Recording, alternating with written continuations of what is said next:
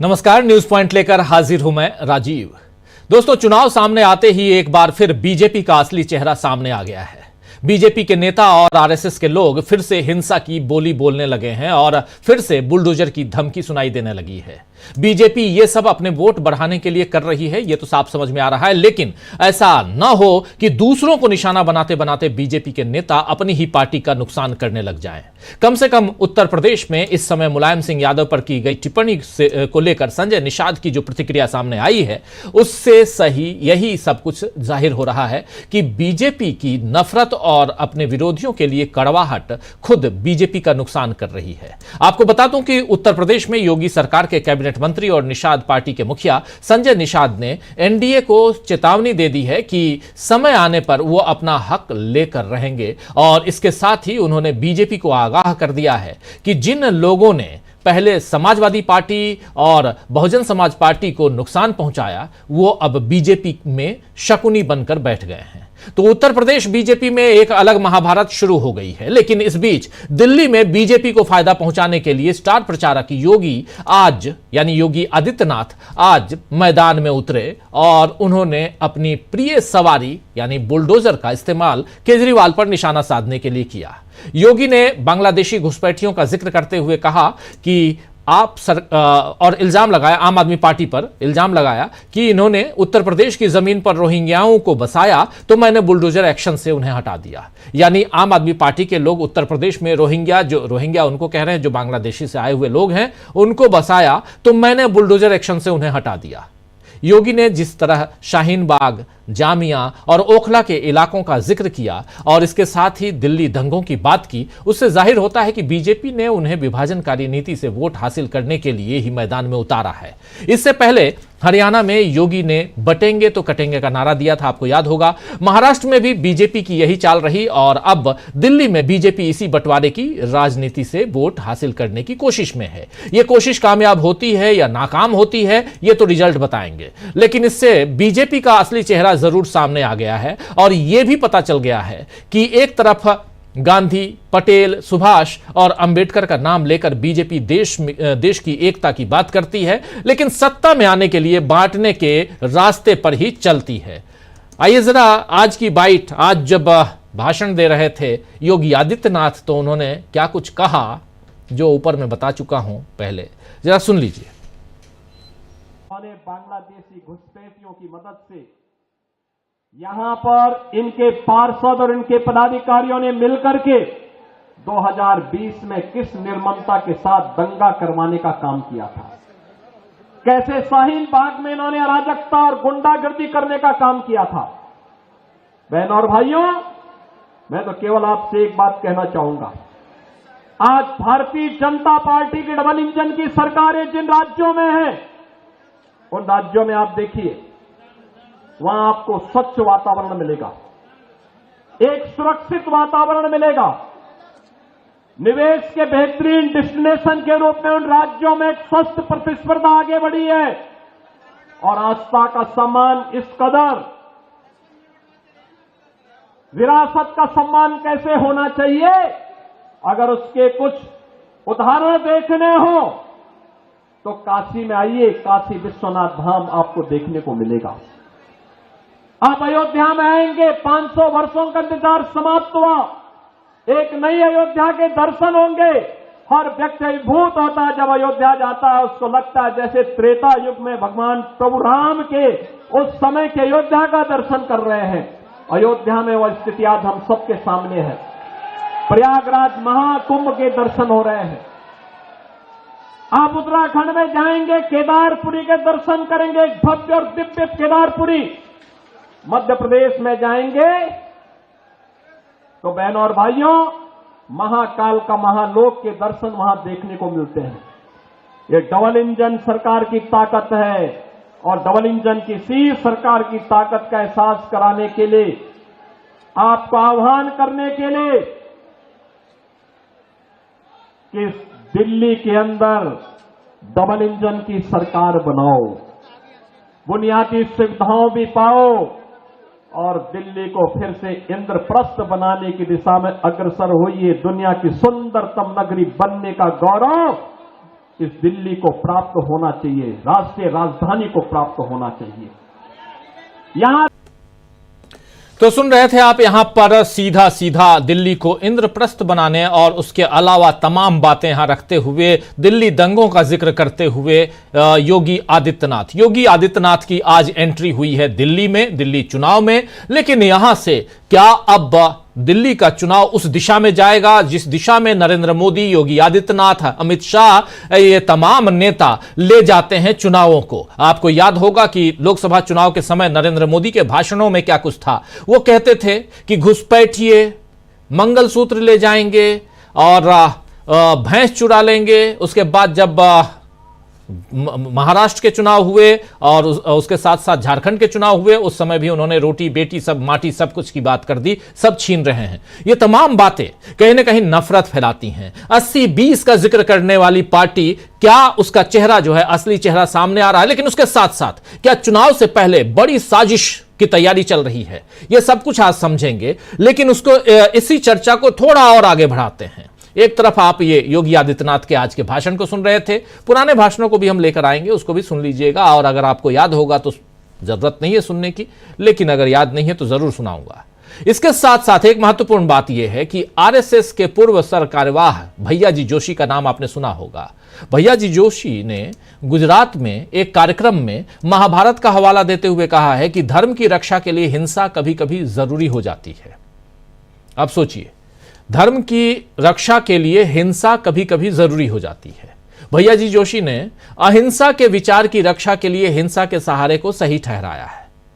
तो यानी आप धर्म के नाम पर हिंसा कर लीजिए, धर्म के नाम पर मारकाट कीजिए, ये कहां तक जायज है, ये आप सोचिएगा। एक तरफ नरेंद्र मोदी संविधान के सम्मान का आह्वान कर रहे हैं और बता रहे हैं कि उनके रहते संविधान सुरक्षित रहेगा। बाबा साहब अंबेडकर भी आ जाए तो संविधान को कोई परिवर्तित नहीं कर सकता, कोई बदल नहीं सकता, यह बात नरेंद्र मोदी कह रहे थे। लेकिन दूसरी तरफ उनका एक मुख्यमंत्री बुलडोजर न्याय की बात करता है। संघ का नेता हिंसा को सही ठहरा रहा है और यह पहली बार नहीं है, पिछले 10-11 सालों से लगातार ऐसा ही होता आ रहा है। लेकिन अब लोग बीजेपी और मोदी की हकीकत भी समझ रहे हैं। इधर उत्तर प्रदेश में भी ऐसा लग रहा है कि एनडीए के साथ ही बीजेपी की असलियत को पहचानने लगे हैं। आज संजय निषाद ने बहराइच में बीजेपी के ऊपर निशाना साधते हुए कहा है कि अगर 2027 में हम फिर से बीजेपी के सहयोगी बने, इसके लिए बीजेपी को इन मछुआ समुदाय की आवाज को सुनना होगा, अन्यथा आगामी चुनाव में परिणाम सार्थक नहीं होंगे।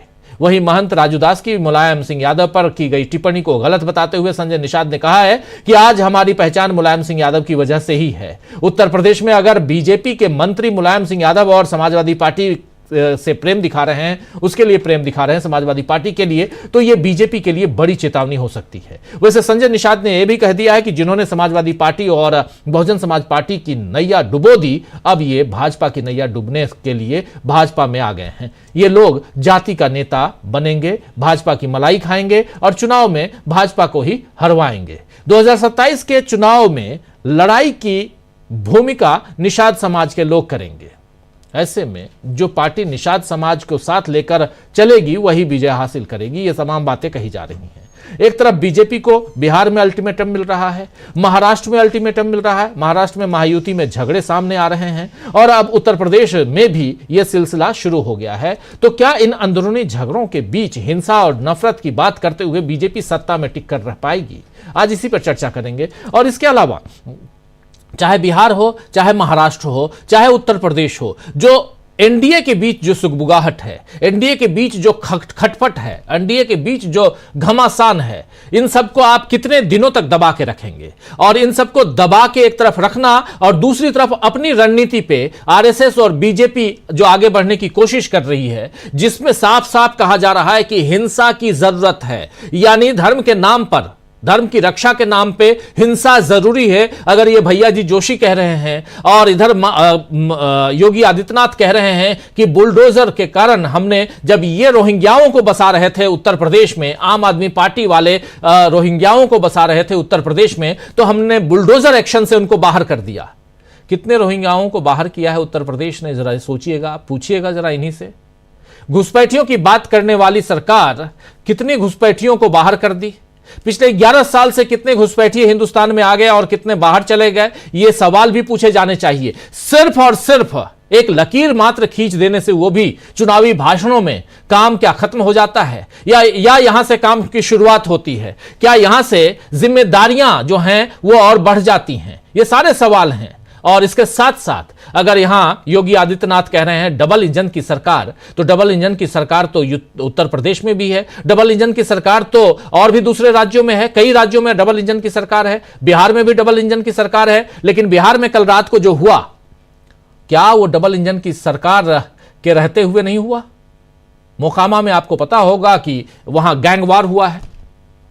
तो बहुत कुछ है, आइए जरा इन तमाम चीजों को समझें। लेकिन उससे पहले यह जानने की कोशिश करें कि आखिर वो साजिश जिसे रचने की कोशिश हो रही है वो है क्या। पहले चलते हैं हमारे तमाम साथियों के बीच और उनसे आपका परिचय करवाता हूं। देखिए, इस वक्त हमारे साथ 3 वरिष्ठ साथी जुड़े हुए हैं। प्रेम कुमार जी हैं, डॉक्टर प्रकाश हिंदुस्तानी जी हैं, अमलेंदु उपाध्याय जी हैं। प्रेम कुमार जी, आपके पास ही आना चाहता हूं। और दिल्ली का चुनाव बहुत अहम, बहुत यहां पर कहें तो एक प्रमुख चुनावों में से एक है और उसमें अब एंट्री हो चुकी है, नफरत की एंट्री हो चुकी है कह सकते हैं। कैसे देखते हैं आप? जी जी, धन्यवाद राजीव जी। दिल्ली के चुनाव में पहले भी और जब भी बीजेपी चुनाव में आती है, चुनाव प्रचार जोर पकड़ता है, तो नफरत उसकी यूएसपी है। दिल्ली में आपको याद होगा पिछले बार नारा लगा था कि आप अगर वोट यहाँ देंगे तो करंट कहाँ लगेगा, पाकिस्तान में, और सीएए के विरोध में आंदोलन कर रहे शाहीन बाग में, और उस तरह से भी बातें हुई थी। गद्दारों को गोली मारो और फला ढिमका, वो सब बातें हुई थी। और इस बार भी उसी दिशा में चुनाव बढ़ता दिख रहा है। लेकिन जिस मुंह से ये बातें हो रही हैं, ये आरएसएस के भीतर जो दो मुंही बातें एक साथ हो रही हैं, वो भी उजागर हो रही हैं। बीजेपी के भीतर भी इस बात को लेकर बेचैनी है कि क्या करें। मोहन भागवत की राह पर चलें कि मस्जिद के भीतर मंदिर मूर्तियां न खोजी जाएं, या जो दूसरे लोग हैं बयान दे रहे हैं, चाहे अभी पहले भी एक और आरएसएस के प्रमुख नेता ने बयान दिया था, अभी भी ताजा उदाहरण आपने दिया है। ये इन दोनों की बात पे चला जाए कि भाई बिना शस्त्र के, हालांकि शस्त्र वाली बात तो मोहन भागवत ने भी कही थी, लेकिन वो बात दस्तूर मान लेते हैं कि वो विजयादशमी के दिन कहीं बात हो सकती है। लेकिन अभी के मौसम में ये बात करना कि शांति के लिए हिंसा का रास्ता जरूरी है, ठीक है। कभी गीता में भी ये बात कही गई है, श्री कृष्ण ने कहा है कि व्यापक शांति के लिए कभी कभी ये राह लेना पड़ता है। लेकिन वो युद्ध के पृष्ठभूमि में, युद्ध के माहौल में वो बात है। राजाओं के बीच, शासन के बीच युद्ध की बात है। अपने ही देश की जनता के बीच में हिंसा का रास्ता लेकर के कोई शांति ले आएगा, ये सोच हमारे ग्रंथों में नहीं है। हमारे ग्रंथ में भाई धर्म के लिए एक लड़ाई, शासक के बीच की लड़ाई, वहां तो ये बात है। वैश्विक स्तर पर भी होता है भाई, हिटलर के खिलाफ में दुनिया एकजुट हुई कि नहीं हुई, तो वो लड़ाई, युद्ध, विश्व युद्ध हुआ, तो वहां तो ठीक है कि भाई हिटलर के फैलाव को रोकने के लिए युद्ध भी सही, शांति के लिए युद्ध जरूरी है। लेकिन अपने देश के भीतर जनता के बीच में आप किससे लड़ाई लड़ना चाहते हैं? कौन है जिसके खिलाफ में आप हथियार उठाने के लिए कह रहे हैं और शांति के लिए युद्ध जरूरी है? अरे शांति के लिए संविधान जरूरी है। संविधान आप मानेंगे, शांति स्थापित रहेगी। संविधान नहीं मानेंगे, हर राज्य मणिपुर होगा। संविधान नहीं होगा, जैसे बांग्लादेश में जैसे अराजकता स्थिति पैदा हुई, वैसी अराजक स्थिति हिंदुस्तान में भी पैदा हो जाएगी। संविधान को अगर कमतर किया जाएगा, उसकी तौहीन की जाएगी। आज संविधान बचाने की लड़ाई है और इसी लड़ाई का काउंटर पार्ट जो एक्टिविटीज है, वो समांतर जो एक्टिविटीज है, वो है हिंसा भड़काने वाली। देश में केरोसिन तो छिड़का हुआ है, नफरत का केरोसिन छिड़का हुआ है। ये माचिस लेकर के जब तब लोग आगे आ जाते हैं और मणिपुर बन जाता है, कहीं संभल बन जाता है, कहीं कुछ और हो जाता है। ये हालात हैं। और जब कभी भी आप देखेंगे, क्योंकि दंगा मैं मानता हूं संगठित अपराध है। दंगा, कुछ लोग जब दंगा का नेतृत्व करते हैं और चाहते हैं तभी दंगा होता है। आम जनता दंगा में हिस्सा नहीं लेती है, कुछ इल मोटिवेटेड लोग दंगा कराते हैं। नफरत वैसे ही संगठित ढंग से होता है। तो संगठित ढंग से नफरत को रोकने के लिए तत्काल इस बयान पर सरकार को, इनको तो जेल में होना चाहिए। अरे आप हिंसा की बात करोगे? शांति के लिए हिंसा जरूरी है? तुम कौन हो? तुम कौन हो शांति विस्थापित करने वाले? एक नागरिक की तरह कर्तव्य का पालन करो, संविधान का पालन करो। संविधान को तोड़ेंगे क्या? संविधान, आप शांति लाएंगे? आप हैं कौन? ये बात समझानी पड़ेगी, समझनी पड़ेगी। ये आरएसएस के लोग शांति लाएंगे तो सरकार क्या कायर है? सरकार क्या नपुंसक है? सरकार क्या गैर जरूरी चीज है? अस्तित्व विहीन है क्या सरकार? शांति लाने का काम संविधान सम्मत तरीके से सरकारों का होता है। और सरकार इस जिम्मेदारी को फेल जब होगी तभी तो तीसरा वॉइस सामने आता है। विपक्ष तो संविधान के तहत इस प्रणाली का हिस्सा, विपक्ष तो बोलेगा। लेकिन आरएसएस क्या विपक्ष है? आरएसएस तो राजनीतिक पार्टी है कि क्या है, कुछ समझ में नहीं आता। वो हिंसा की बात कर रहा है। ऐसे तत्वों को तुरंत जेल में डालने की जरूरत है जो हिंसा की बात करे। और ये बात मुखरता के साथ बोलने की जरूरत है, क्योंकि हिंसा भड़काना देश के खिलाफ है। आप हिंसा भड़का रहे हैं। अभी अगर यही बात, भाई आप देखिए शर्जिल इमाम जेल में, उसने तो ऐसी कोई बात नहीं कही थी। उसने कुछ एक बात कहा था, वो चिकन नेक वाली बात, जिसको पकड़ करके लोगों ने उसको देश विरोधी करार दिया। वो आज तक जेल में बैठा हुआ है। और दूसरे लोग भी हैं, उमर खालिद जेल में है, उसने तो ऐसी कोई बात नहीं कही जो हिंसा भड़काने वाली हो। ये आरएसएस का व्यक्ति सीधे खुलेआम कह रहा है कि हिंसा भड़काई जानी चाहिए, हिंसा जायज है शांति के लिए। अरे शांति के लिए हिंसा जायज है, तुम बोलोगे? ये एक बड़ा सवाल है। और इस राजनीति को प्रभावित किया जा रहा है। राजनीति दिल्ली में अभी तक नफरत के उस टोन में नहीं आई है जो आमतौर पर पिछली बार आई थी और आती है, और जिसका अंदेशा है। अब जब नफरत वाले लोग, जैसे जैसे चुनाव नजदीक आएगा, इसमें हिंदू मुसलमान होगा, पाकिस्तान आएगा, नफरत आएगा, बांग्लादेशी।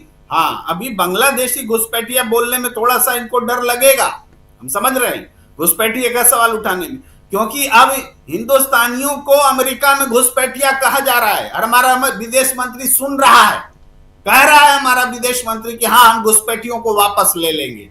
तो आज अब बांग्लादेश के घुसपैठियों के बारे में यही हिम्मत है क्या मोदी सरकार को कि बांग्लादेश को बोले कि तुमको हम घुसपैठियों को वापस करेंगे?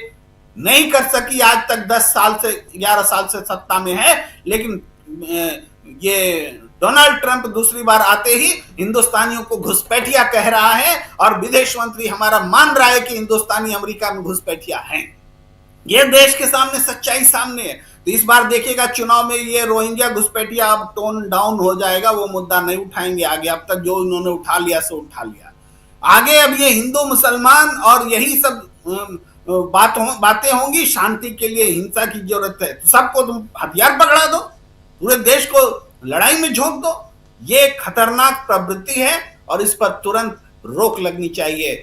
राजीव जी। जी बिल्कुल बिल्कुल, बहुत महत्वपूर्ण बातें आप यहां बता रहे हैं। अमेरिका से लेकर यहां तक दिल्ली तक, और दिल्ली से लेकर उत्तर प्रदेश तक, पूरे देश में घुसपैठियों की बात हो या नफरत की बात हो, आखिर क्यों ये सारी बातें अभी आ रही हैं सामने, इन सब पे हम चर्चा कर रहे हैं। हमारे साथ जुड़े हुए हैं डॉक्टर प्रकाश हिंदुस्तानी जी भी और अमलेंदु उपाध्याय जी भी। डॉक्टर प्रकाश हिंदुस्तानी जी और साथ में जुड़ गए हैं प्रोफेसर रविकांत जी भी। डॉक्टर प्रकाश हिंदुस्तानी जी, आपके पास आना चाहता हूं, जरा नाम उनका नाम भी ठीक कर लीजिए। और आपके पास ही आना चाहता हूं प्रकाश जी, जरा आपसे समझूं कि आखिर नफरत के बिना क्या कोई चुनाव बीजेपी नहीं लड़ सकती? और जो बातें यहां बीजेपी कर रही है, चलिए एक बाइट सुना देते हैं, आज की एक और बाइट।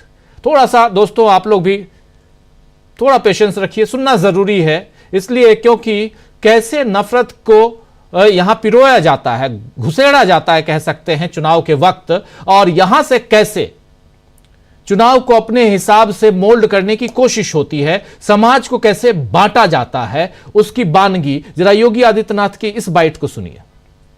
आज नोएडा, ग्रेटर नोएडा और उत्तर प्रदेश में निवेश आ रहा है, दिल्ली में निवेश जीरो। यहां के उद्योग, यहां पर कोई उद्योग लगे, रोजगार का सृजन हो, यहां पे आम आदमी पार्टी ने कभी इसके लिए प्रयास नहीं किया। जो उद्योग चल रहे थे, बंदी के कगार पर पहुंचे, उनको रोकने के लिए कोई प्रयास नहीं किया। इनका तो एक ही उद्योग है, इन्होंने ओखला में और दिल्ली के अंदर हर महत्वपूर्ण स्थलों पर इन्होंने बांग्लादेशी घुसपैठियों को बसाने का काम किया। आपने देखा होगा अभी 2 वर्ष पहले जामिया मिलिया और उसके आसपास के क्षेत्रों में उत्तर प्रदेश सरकार की सिंचाई विभाग की जमीन पर भी इन्होंने, इनके विधायकों ने, इनके पदाधिकारियों ने, इनके पार्षदों ने बांग्लादेशी घुसपैठियों को बसाने का काम किया था। मैंने 2-3 बार बातचीत करने का प्रयास किया कि भाई उत्तर प्रदेश सरकार की जमीन पे मत बसाओ, लेकिन जब इन्होंने जबरदस्ती किया तो मुझे उत्तर प्रदेश से बुलडोजर भेजना पड़ा था उनको हटाने के लिए। और बहनों और भाइयों, मैंने उनको वहां पूरी निर्ममता के साथ अपनी सरकारी जमीन खाली करवाई और फिर उसे बैरिकेड करके उत्तर प्रदेश की पीएसी को वहां तैनाती दे दी है कि भाई अब आप यहां रहिए। दिल्ली की जनता के लिए कोई इंस्टीट्यूशन बनेगा, कोई सुविधा बनेगी, हम वहां उनको वहां पर उनके लिए जमीन उपलब्ध करवाएंगे, लेकिन विदेशी घुसपैठियों के लिए 1 इंच जमीन हम लोग दिल्ली के अंदर नहीं देंगे।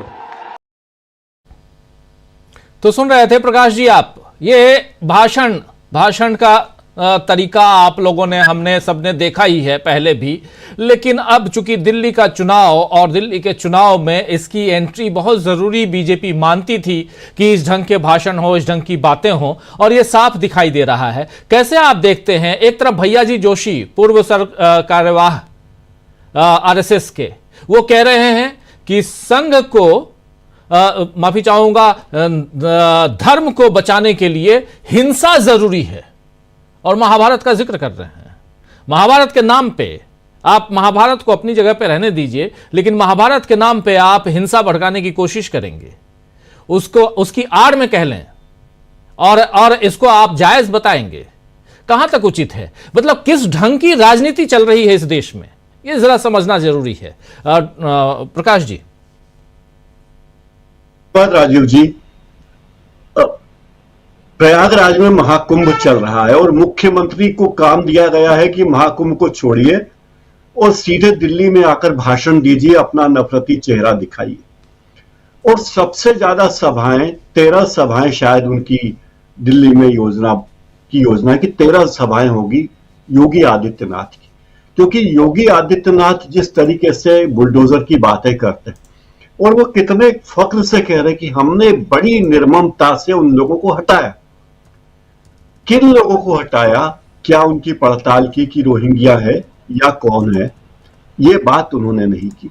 आप ये देखिए कि जो मुख्यमंत्री बुलडोजर एक्शन को ही अपना ट्रेडमार्क बना ले, बुलडोजर को ही अपना प्रतिनिधि बना ले और चुनाव के दौरान ये बात कहे कि मैंने 2000 करोड़ की संपत्तियों पर बुलडोजर चलाया है, इतनी संपत्तियां तबाह की है, तो मानो उन्होंने कोई बहुत बड़ा रचनात्मक कार्य किया हो, वो ये जताना चाहते हैं। योगी आदित्यनाथ से बेहतर नेता अगर बीजेपी के पास कोई था तो शिवराज सिंह चौहान हो सकते थे, जिनकी लोगों में अपील है, लेकिन शिवराज सिंह चौहान ऐसी भड़काऊ बातें नहीं कर सकते, तो उन्हें लगा कि कोई ऐसा नेता होना चाहिए जो भड़काऊ बातें करे।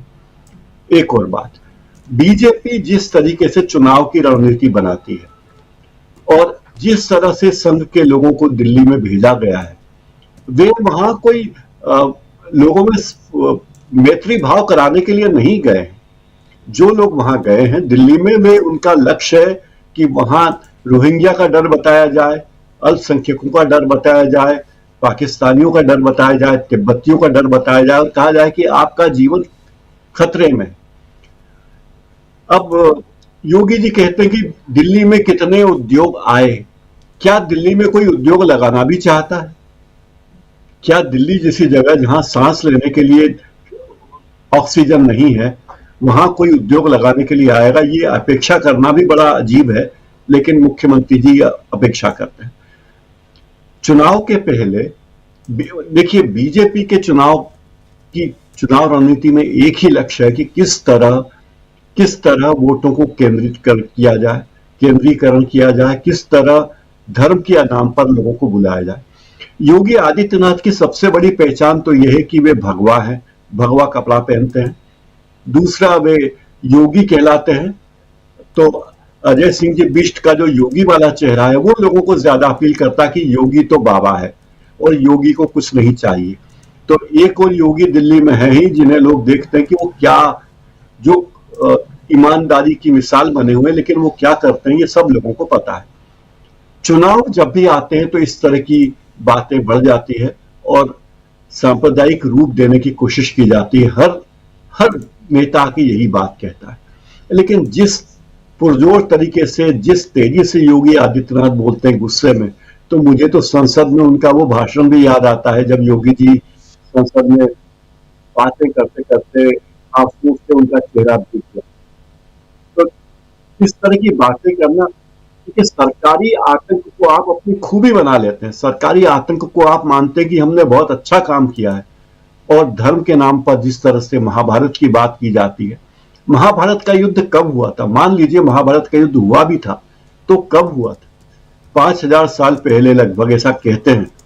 तो वो स्थिति आप आज पैदा करना चाहते हैं, कौरव और पांडव को लड़वाना चाहते हैं, जमीन की बात करते हैं, तो ये सारी बातें बता रही कि बहुत बड़ी आवाज आपकी चली गई जी।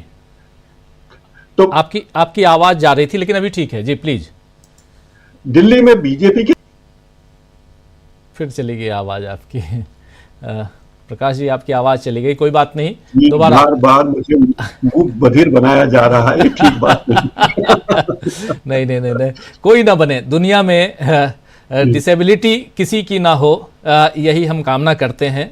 किसी भी ढंग से वो डिसेबल ना हो, कि पूरा अंग हर हिसाब से, हर ढंग से काम करे, यही कामना है। सब सुखी हों और ऐसे नफरत के जो बीज बोएं उनके खिलाफ आवाज़ बुलंद हो, ये भी कामना है इन सब के साथ।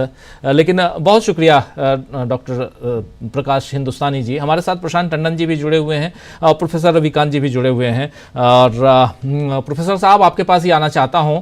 आप लखनऊ में बैठे हैं, लखनऊ के जो सेठ साहब हैं, आदित्यनाथ योगी जिनको कहते हैं, वो दिल्ली में हैं। एक नहीं जबकि 13 सभाएं करेंगे दिल्ली में, आज आगाज़ कर दिए। और भाषण जो दे रहे थे आपने देख लिया और सुन लिया। ऐसे भाषण अब हम लोग भी आदी हो चुके हैं, ये तो कुछ भी नहीं लगता। अब नरेंद्र मोदी जी अभी भाषण देने आएंगे तो थोड़ा इनसे 2 कदम और आगे बढ़ेंगे। घुसपैठिए और बुलडोजर तक ही सीमित हैं, वो कुछ और करेंगे। आप याद कीजिए झारखंड में नरेंद्र मोदी का भाषण क्या था, बहुत ही घटिया, बहुत ही निम्न स्तरीय भाषण था। ऐसे ही भाषण, झारखंड की विधानसभा की बात कर रहा हूं, ऐसे ही भाषण लोकसभा के समय राजस्थान में नरेंद्र मोदी का था, जहां वो मंगलसूत्र तक छीन ले जाने की बात कर रहे थे, घुसपैठिए छीन ले जाएंगे। लेकिन इन्हीं घुसपैठियों के को लेकर उधर अमेरिका में ट्रंप साहब क्या कर रहे हैं, क्या होने जा रहा है, इसकी चिंता भी नरेंद्र मोदी जी को, इस सरकार को करनी चाहिए। जो वर्षों से अमेरिका में हैं, अब उनको वहां से डिपोर्ट करने की पूरी की पूरी तैयारी चल रही है। तो बहुत कुछ है, लेकिन हिंदुस्तान में यहाँ जो है उस पर आज चर्चा अभी जरा ज़रूर करें। और आपको क्या लगता है कि तमाम चीज़ें, देखिए बिहार का जिक्र कर चुका हूँ, महाराष्ट्र का जिक्र कर चुका हूं, उत्तर प्रदेश का जिक्र संजय निषाद के जरिए कर चुका हूं, और इन सारी चीजों को अगर आप मिलाइए तो कहीं ना कहीं बहुत दबाव में है, बहुत प्रेशर में है ये सरकार। यानी नरेंद्र मोदी की सरकार हो, चाहे योगी आदित्यनाथ की सरकार हो, या सरकारें एनडीए की हो। क्योंकि कल आपने ये भी सुना होगा प्रोफेसर साहब कि मणिपुर में जेडीयू ने अपना समर्थन वापस ले लिया था। बाद में 2 घंटे के बाद समर्थन ही नहीं बल्कि उस साहब को बर्खास्त कर दिया गया जेडीयू की तरफ से। तो एक प्रेशर है, और ऐसे में ऐसी भाषा आरएसएस से लेकर बीजेपी के नेताओं की आखिर किस दिशा में चुनाव को, किस दिशा में देश को ले जाने की कोशिश है, या यह साजिश है? प्रोफेसर रविकांत जी। देखिए राजीव जी, मैं थोड़ा राहुल गांधी जी की बात से शुरू करना चाहता हूं। जी बिल्कुल। और उनकी 2 बातें मुझे याद आ रही हैं।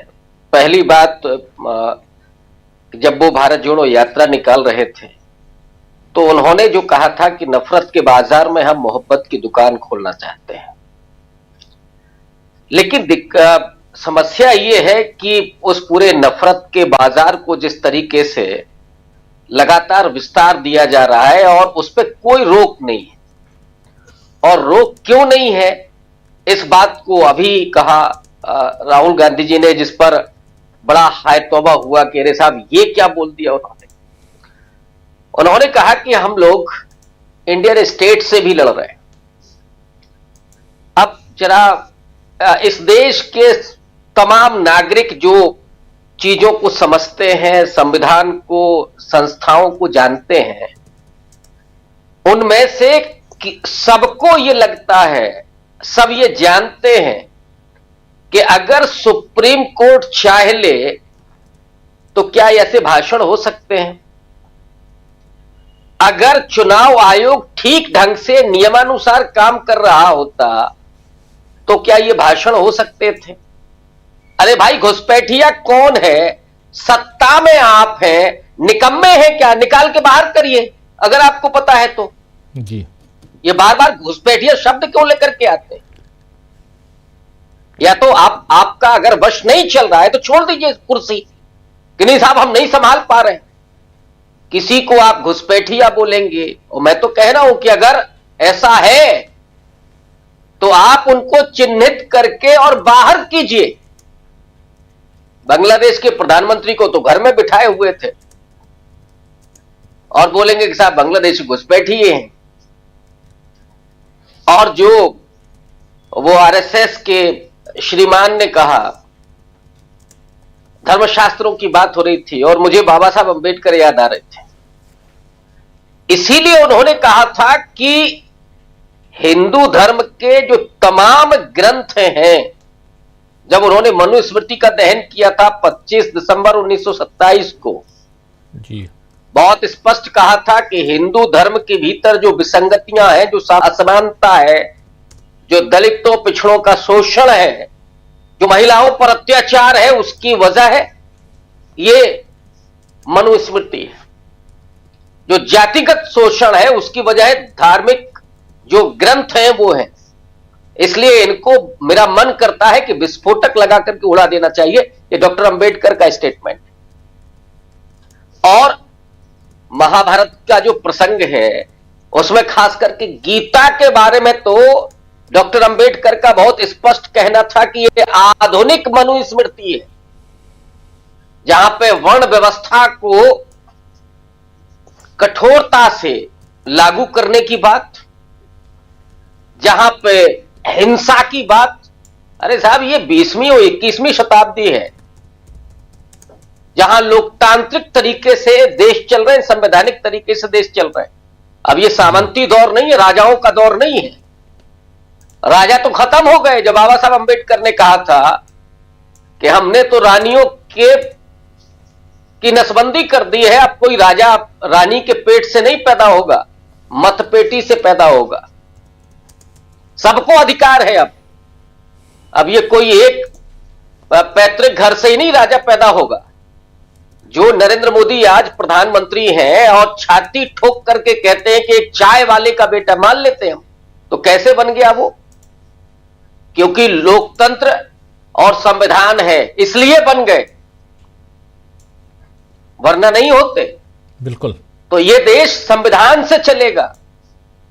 लेकिन जो राहुल गांधी ने इशारा किया जिस तरफ कि जो स्टेट है, जो संस्थाएं हमारी, वो संस्थाएं कमजोर कर दी गई, क्योंकि उन संस्थाओं में ये घुसपैठिए बैठ गए। असली घुसपैठिए ये है जो संघ से आए हैं। जो संविधान को ही नहीं स्वीकार करते, ये है घुसपैठिए। इस देश में अगर कोई घुसपैठिया है तो वो है जो संविधान को नहीं स्वीकार करते। तो ये बैठे हुए हैं, और जहां जहां बैठे हुए हैं वहां कैसे चल रहा है, ये सबसे बड़ा सवाल तो सुप्रीम कोर्ट पर है कि साहब आपको नहीं सुनाई दे रहा है क्या? कैसे इस तरह के भाषण हो रहे हैं? चुनाव आचार संहिता की धज्जियां उड़ाई जा रही और लगातार नफरती भाषण हो रहे हैं सब। हिंसा की बात हो रही, नरसंहार की बात हो रही है, हिंदू राष्ट्र बनाने की बात हो रही है, जिसके बारे में डॉक्टर अंबेडकर ने भी कहा था कि ये करोड़ों दलितों वंचितों के लिए आपदा साबित होगी। उधर जा रहा है देश। क्या गृह युद्ध की तरफ ले जाना चाहते हैं? ये देश सिर्फ संविधान से चलेगा, ये लोकतांत्रिक प्रक्रिया से चलेगा। लेकिन जिनके दिमाग में सिर्फ वही भरा हुआ है, नफरत और हिंसा, एक लड़ाई लड़ी जा रही है, एक संघर्ष किया जा रहा है, सत्याग्रह हो रहा है इस देश में एक समानांतर। और हम लोग जानते हैं कि जो सच होता है वो बड़ा धीरे चलता है, उसकी आवाज धीरे होती है, लेकिन लड़ाई वही जीतता है, अंततः जीत उसी की होती है। और जो असत्य होता है, जो झूठ होता है, जो फरेब होता है, वो ज्यादा बोलता है। हिंसा की बात ज्यादा होती है, अहिंसा की बात करने में हिम्मत चाहिए। हिंसा की बात कायर करते हैं, ये गांधी जी का कहना था स्पष्ट रूप से। लेकिन अहिंसा की बात करना ये असली वीरता की निशानी है। तो जो चल रहा है, और उसके लिए जो पूरे स्वाधीनता आंदोलन के दरमियान, और आज संभवतः सुभाष चंद्र बोस जी की जयंती है जी, उनको याद करते हुए ये कहा जाना चाहिए कि जिन लोगों ने इस देश में लोकतंत्र स्थापित करने के लिए, संवैधानिक व्यवस्था स्थापित करने के लिए, जनता का शासन स्थापित करने के लिए अपने प्राणों की आहुति दे दी, जो अंग्रेजों से मोर्चा ले रहे थे, लड़ाई लड़ रहे थे। दुर्भाग्य यह है कि आज जो उस समय दलाली कर रहे थे, जिन्होंने देश से गद्दारी की, जिन्होंने पेंशनें पाई, जिन्होंने माफियां मांगी, वो आज सत्ता में है। तो वो क्या जाने कि देश होता क्या है? उनके भीतर देश प्रेम होगा कहां से? क्योंकि प्रेम के साथ तो ये नफरत थोड़ी ना होती है। जो देश से प्रेम करता है वो कभी नफरत की भाषा नहीं बोल सकता अपने देश के लोगों के लिए। और मैं समझता हूं कि आज जो सत्याग्रह चल रहा है, वो सत्याग्रह भले ही बहुत धीमा हो या उसकी आवाज कम लगती हो, लेकिन जीत अंततः उसी की होगी। दिक्कत बस वही है कि जो स्टेट्स हैं, जो संस्थाएं हैं, वो इस समय नाकाबिल दिखाई पड़ती। अगर वो होती तो ना ये गोदी मीडिया कर पाता, ना ये नेता इस तरह की भाषा बोल पाते, एक दूसरे के खिलाफ नफरत और घृणा नहीं फैला पाते, ना हिंसा की बात कर पाते। जरूरत है इस देश को प्रेम और सौहार्द की, न्याय की, समानता की, और उसके लिए कोई एक आदमी अगर लड़ रहा है तो उसका नाम राहुल गांधी। जी जी, बिल्कुल बिल्कुल, राहुल गांधी। लेकिन इन दिनों राहुल गांधी बीमार हैं। आज भी उनकी सभा थी दिल्ली में, मुस्तफाबाद में, लेकिन बीमारी के कारण वो आज भी उस सभा को कैंसिल करना पड़ा। और कल भी आपको याद होगा कि हमारी टीम पूरी थी वहां पहुंची हुई, लाइव भी आप लोगों को इसी कार्यक्रम में दिखाया था, लेकिन राहुल गांधी कल भी नहीं पहुंच पाए थे। राहुल गांधी पिछले 4 दिनों से बीमार हैं और जल्दी वो स्वस्थ हों, यही कामना है। और साथ साथ लेकिन जो बातें यहाँ पर प्रोफेसर रविकांत जी कह रहे हैं बहुत महत्वपूर्ण, कि आखिर इस देश में इस नफरत के खिलाफ आवाज कौन बुलंद कर रहा है, और ऐसे नफरत के खिलाफ आवाज बुलंद करने वाले लोगों की संख्या बढ़नी चाहिए, न कि नफरत के बोल बोलने वालों की संख्या बढ़नी चाहिए। सरकारें आती हैं जाती हैं, लेकिन समाज, देश और साथ साथ इस समाज में रहने वाले हम आप जैसे लोग वो बने रहते हैं। और लेकिन किस ढंग से आगे बढ़ते हैं, किस ढंग से पीढ़ी आगे बढ़ती हैं, ये समझना भी जरूरी है। हमारे साथ प्रशांत टंडन जी जुड़े हुए हैं। प्रशांत जी, आपके पास आना चाहता हूं। दिल्ली की बात हम कर रहे हैं, दिल्ली के चुनाव में आप देख लीजिए ऑलरेडी अब यहां घुसपैठी है और अब बहुत कुछ होने वाला है। लेकिन उससे पहले आपको क्या लग रहा है कि एक तरफ दिल्ली का चुनाव, दूसरी तरफ एक प्रेशर और जबरदस्त प्रेशर, वो भी एनडीए के ऊपर? बताता हूं प्रेशर कहां से है। जो आप शब्द लिख रहे हैं साजिश जी, वो क्या हो रही है, और बीजेपी क्या वास्तव में दिल्ली में सरकार बनाना चाहती है? इसमें बीजेपी के लीडरशिप के अंदर विवाद है बहुत। वो विवाद क्या है? क्यों कोई एक खेमा सरकार बनाना चाहता है और एक खेमा आम आदमी पार्टी को वॉकओवर देना चाहता है, इस पर मैं बात रखूंगा। लेकिन योगी आदित्यनाथ जी को आप सुना रहे थे। देखिए, देश की जरूरत क्या है और दिल्ली की आवश्यकता क्या है। ये जो बुलडोजर है राजीव जी, ये बुलडोजर भी इंग्लैंड की कंपनी बनाती है। आप बुलडोजर बनाना कब शुरू करेंगे? माइक्रोसॉफ्ट $8 बिलियन खर्च कर रहा है आर्टिफिशियल इंटेलिजेंस पे। इस देश को एक modern forward thinking political environment की जरूरत है। ये चिमटा कमंडल अपनी जगह है, उसका अपना महत्व है। ये कुंभ मेला चल रहा है, वहां पे आप धुनी रमाए जाके तपस्या करें, उसकी आवश्यकता है। लेकिन जो देश चलेगा वो टेक्नोलॉजी से चलेगा। अभी दिल्ली की आवश्यकता क्या है? मैं तो दिल्ली में ही रहता हूं। दिल्ली की पहली जरूरत है कि प्रदूषण से मुक्ति मिले दिल्ली को। दिल्ली में रहने वालों की औसत आयु कम हो जाएगी। ये हम लोग जो दिल्ली में रह रहे हैं वो एक बहुत खतरनाक माहौल में पर्यावरण में रह रहे हैं जी। दूसरी बात, दिल्ली को आवश्यकता है नई यूनिवर्सिटीज की। आखिरी यूनिवर्सिटी दिल्ली में डॉक्टर भीमराव अंबेडकर यूनिवर्सिटी बनी थी 2008 में। जो सेंट्रल यूनिवर्सिटीज भी हैं 3 दिल्ली में, वो सेंट्रल यूनिवर्सिटी में भी सीट नहीं बढ़ी है, उनकी इमारतों का विस्तार नहीं हुआ है, उसमें नई कोई फैकल्टीज नहीं खुली, नए डिपार्टमेंट नहीं खुले हैं।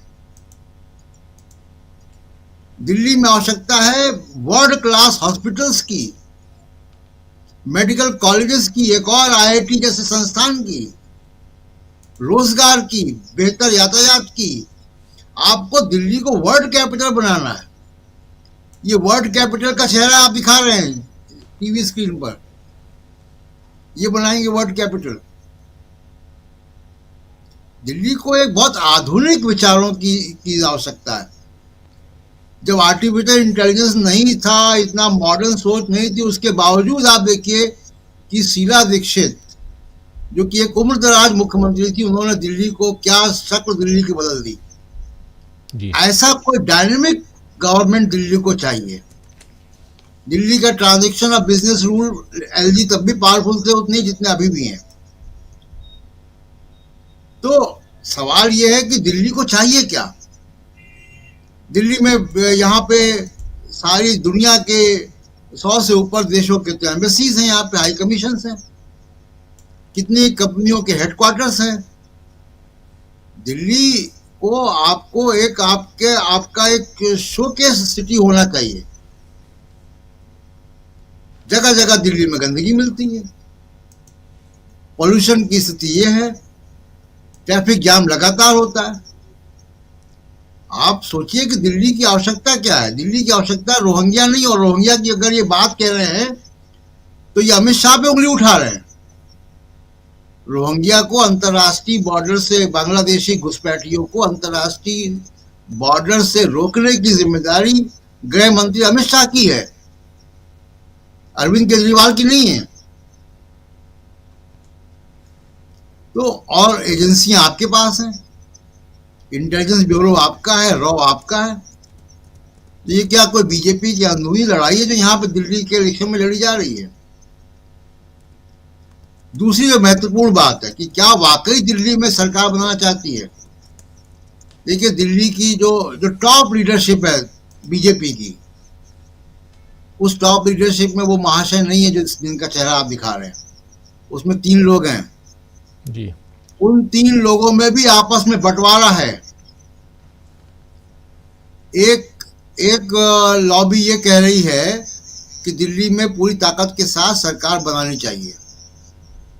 दूसरा पक्ष ये कह रहा है कि दिल्ली में आम आदमी पार्टी को वॉकओवर दे देना चाहिए।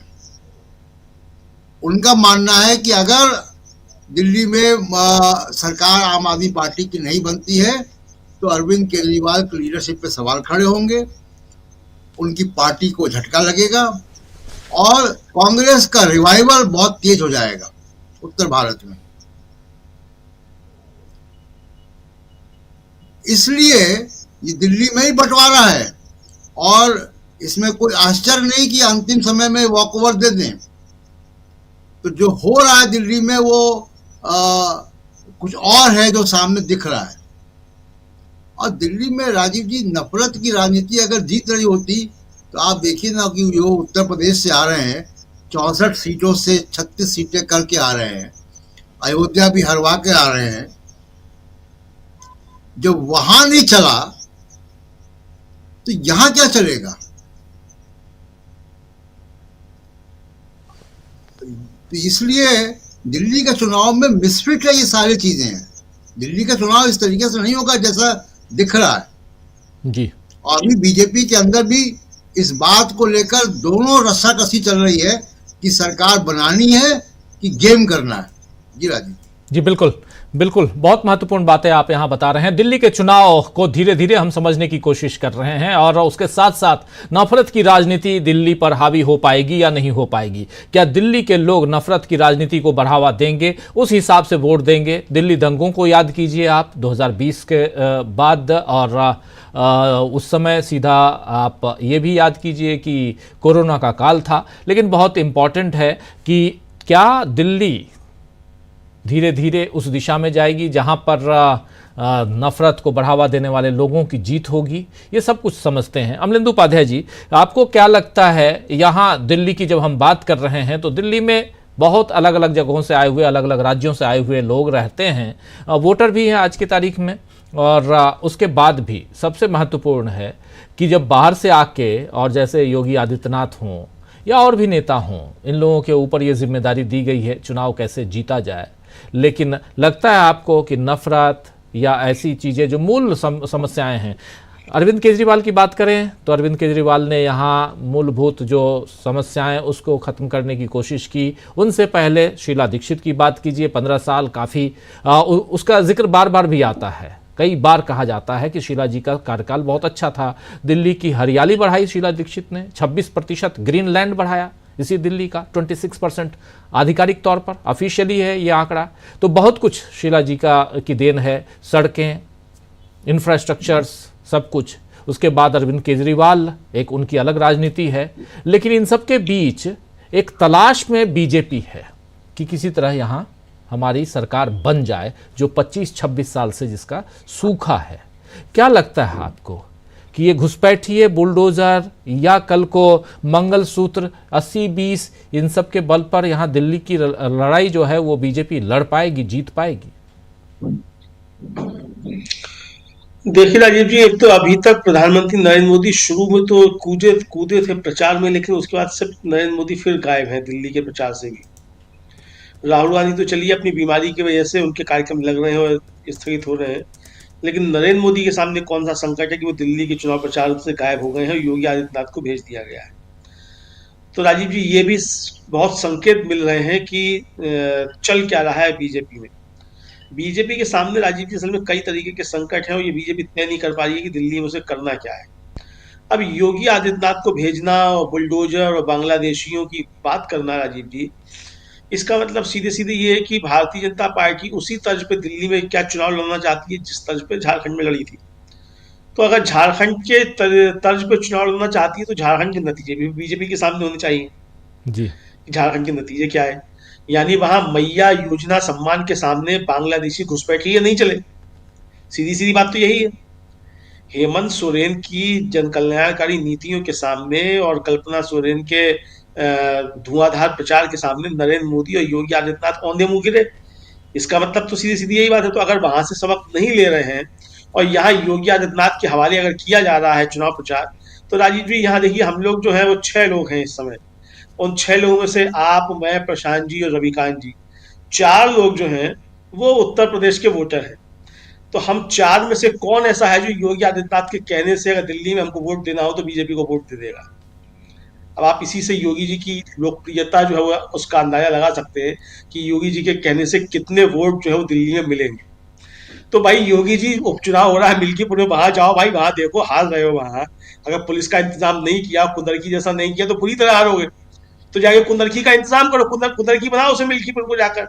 यहाँ घूम रहे हो बांग्लादेशियों को लिए हुए, बुलडोजर पर चढ़े हुए, तो योगी जी तो तुमको निपटाने पे लगे ही हैं। मिल्कीपुर हार गए तो तुमको निपटा देंगे, बुलडोजर चल जाएगा योगी जी का, तुम्हारे उनका, मोदी जी का। तो ये समझ नहीं आ रहा है अभी योगी जी को। वो सोच रहे हैं कि उनके बुलडोजर की वजह से बीजेपी जो जीत जाएगी कहीं जाकर। तो अभी योगी जी को ये समझना चाहिए कि मोदी जी ने आपको माफ नहीं किया है, और अगर कुंदरकी नहीं बना मिल्कीपुर, तो ये मोदी जी का बुलडोजर योगी जी पर चलेगा। फिर ये ना सोचे कि वो बाकी उपचुनाव जो जीत दिए हैं उन जीतने की वजह से योगी जी बचे रहेंगे।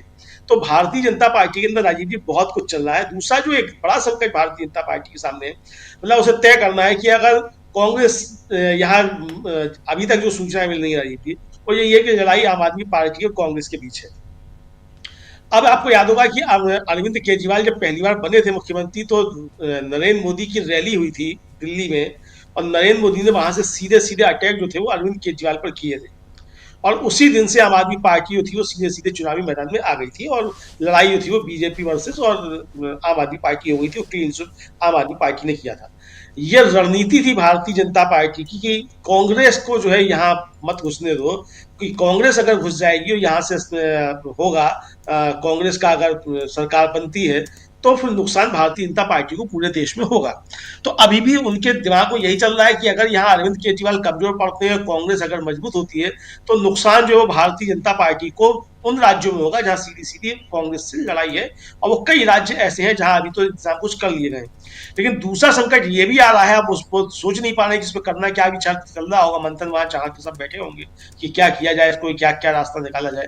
दूसरा ये है कि अगर 25 साल से जैसे सूखा पड़ा हुआ है, भारतीय जनता पार्टी नहीं है, मोदी जी जो है वो 11 साल लगभग होने को आ जाएंगे प्रधानमंत्री बने हुए। तीसरी बार बड़ा कीर्तिमान स्थापित किया है नरेंद्र मोदी ने प्रधानमंत्री बनकर। तो अगर तीसरी बार कीर्तिमान स्थापित कर लिया है नरेंद्र मोदी ने प्रधानमंत्री बनकर, तो दिल्ली में अगर भारतीय जनता पार्टी की सरकार नहीं बन पाएगी तो मोदी जी का काहे का कीर्तिमान? कि आपकी नाक के नीचे जहां आप रह रहे हैं, जहां आपका घर है, जहां के आप मतदाता हैं, वहीं आप अपनी सरकार नहीं बना पा रहे हैं। तो सीधा सीधा सवाल मोदी जी के ऊपर। तो अब इस दुविधा में भारतीय जनता पार्टी तय ही नहीं कर पा रही है कि उसको अरविंद केजरीवाल को और आगे लेकर जाना है या वॉकओवर देना, जो प्रशांत जी कह रहे थे। मतलब वॉकओवर देने की बात, वॉकओवर भी यही है कि अगर लड़ाई में दिखाई पड़ेंगे, कांग्रेस को नुकसान पहुंचाएंगे, तो आम आदमी पार्टी को फायदा होगा। लड़ाई यहाँ आम आदमी पार्टी और कांग्रेस की है। भारतीय जनता पार्टी जितना आगे बढ़ेगी वो कांग्रेस का नुकसान करके बढ़ेगी।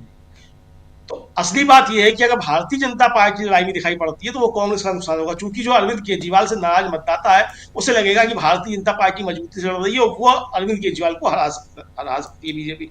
तो वो मतदाता जो अरविंद केजरीवाल के विरोध में चला जाता है भारतीय जनता पार्टी की तरफ, वो उधर ही चला जाएगा।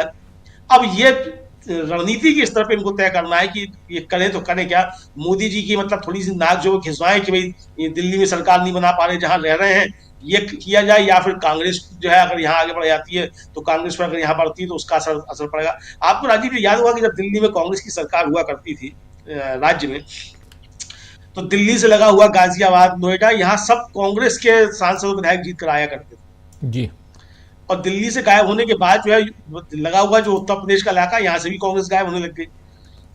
जो कांग्रेस का मतदाता होता था, जो आज हाई राइज सोसाइटीज जो होती हैं सब नोएडा और गाजियाबाद, इन सब की, ये सब कांग्रेस का ही मतदाता हुआ करता था जो भारतीय जनता पार्टी का मतदाता है। तो यानी कई स्तर पर भारतीय जनता पार्टी को सोचना पड़ रहा है कि उसे दिल्ली में रणनीति अपनी क्या अपनानी है। तो असल में उनके अंदर उहापोह की स्थिति है। उनको लगता है कि अगर ठीक है हिंदू मुसलमान करके कुछ फायदा हो जाएगा तो इस तरीके से कर लिया जाए।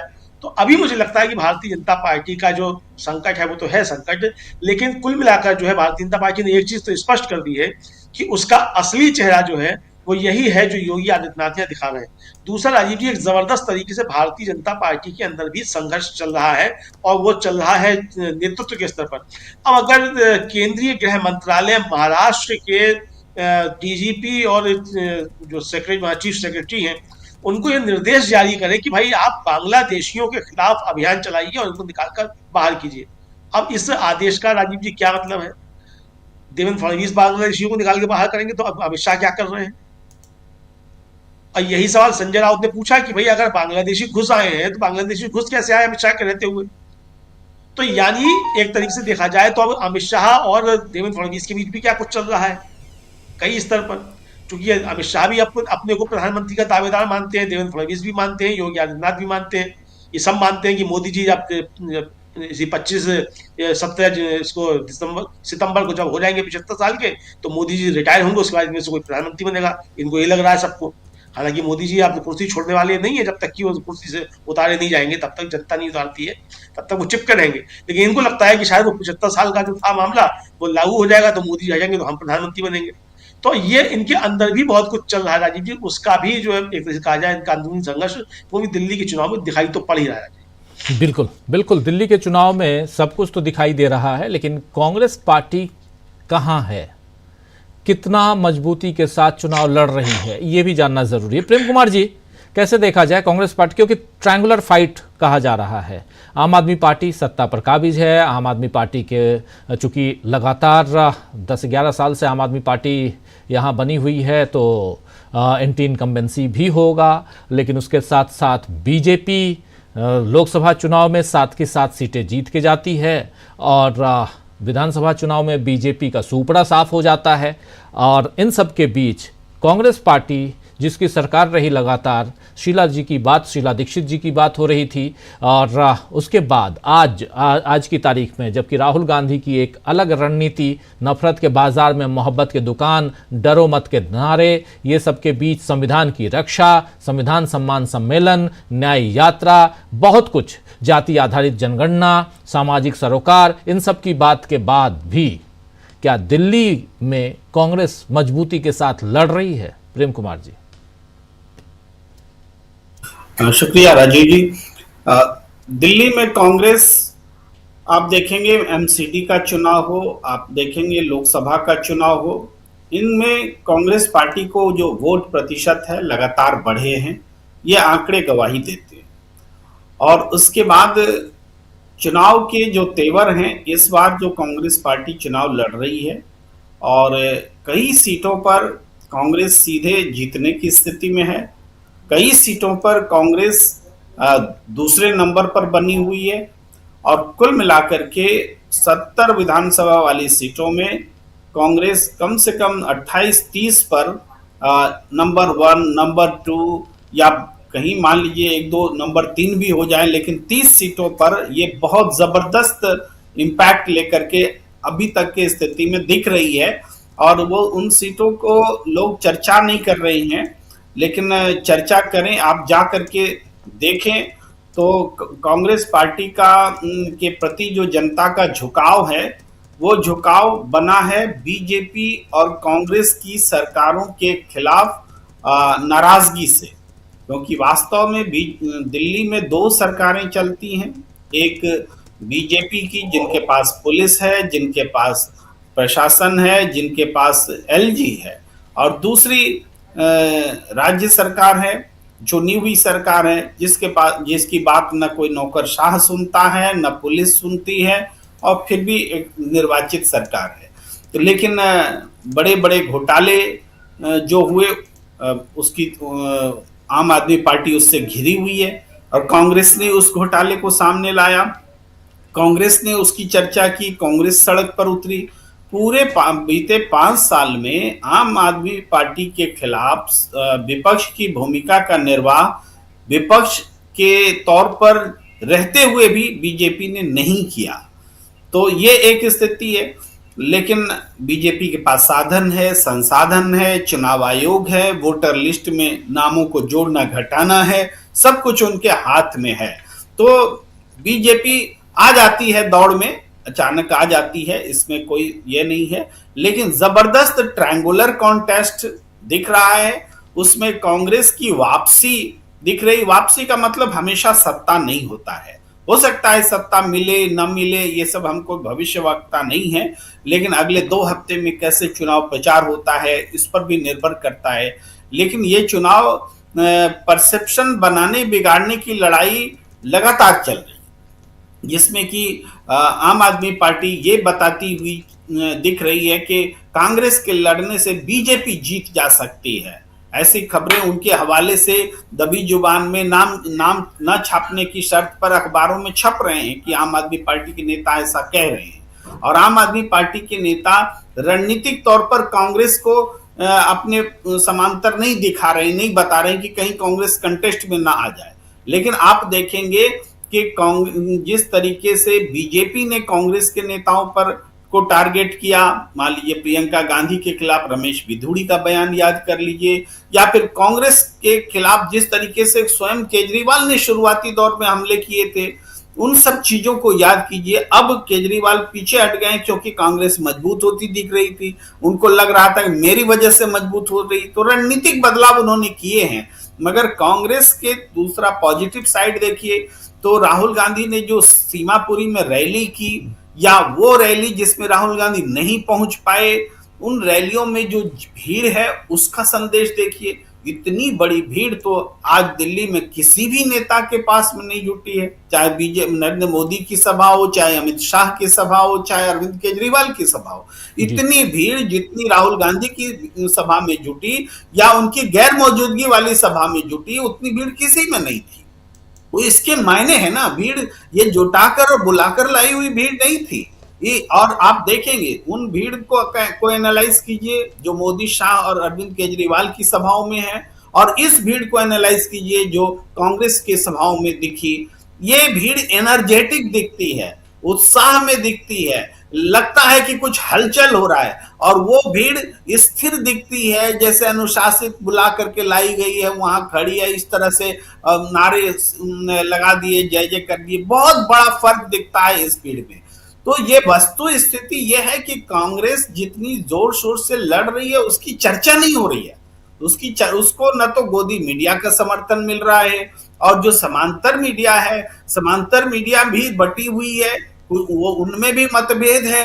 कोई सोचता है कि कांग्रेस की बात सही दिखाएंगे तो इससे आम आदमी पार्टी को नुकसान हो जाएगा, तो बीजेपी को फायदा हो जाएगा। वो नफा नुकसान देखने में लगी हुई है समांतर मीडिया, जबकि मीडिया का काम यह होना नहीं चाहिए। आपको जो दिख रहा है वो तो दिखाइए, छिपा क्यों रहे हैं, बताइए कि क्या हो रहा है। तो कांग्रेस के साथ जो घटनाएं घट रही हैं उसको दिखाने बताने में संकोच किया जा रहा है, फिर भी भीड़ बता रही है कि क्या हो रहा है। आज राहुल गांधी 2 दिनों से बीमार होने के कारण सभाओं में नहीं गए, तो इसका मतलब ये प्रचारित करना कि राहुल गांधी ने कोई कॉम्प्रोमाइज के तौर पर ऐसा कर लिया हो, ये तो विद्वेषपूर्ण बातें हैं। क्या कोई बीमार नहीं हो सकता? बीमार होने के कारण क्या रैलियों से दूर नहीं हो सकता? ये सारी चीजें हैं। हाँ, कमजोरियों पर भी चर्चा होती है कि भाई राहुल गांधी बीमार हैं तो मल्लिकार्जुन खड़गे क्या बीमार हैं, क्या प्रियंका गांधी बीमार हैं, वो लोग क्यों नहीं उतर रहे हैं? ये रणनीतिक रूप से होता है। कांग्रेस को भी ये कमी भी, हम किसी की नजर में, हमारी भी नजर में ये कमी है कि कांग्रेस को अगर राहुल गांधी के एब्सेंस में अपनी पूरी लीडरशिप को झोंक देना चाहिए। भाई सचिन पायलट है उनके पास में अशोक गहलोत हैं, उनके पास में भूपेश बघेल हैं, उनके पास में डीके शिव कुमार हैं, उनके पास में लोकल लीडरशिप के साथ मिलकर के आप इस कैंपेन को और बड़े पैमाने पर बना सकते हैं चुनाव अभियान को। लेकिन जनता का जहां तक सवाल है, जनता पलक पावड़े बिछाकर कांग्रेस का वेलकम कर रही है।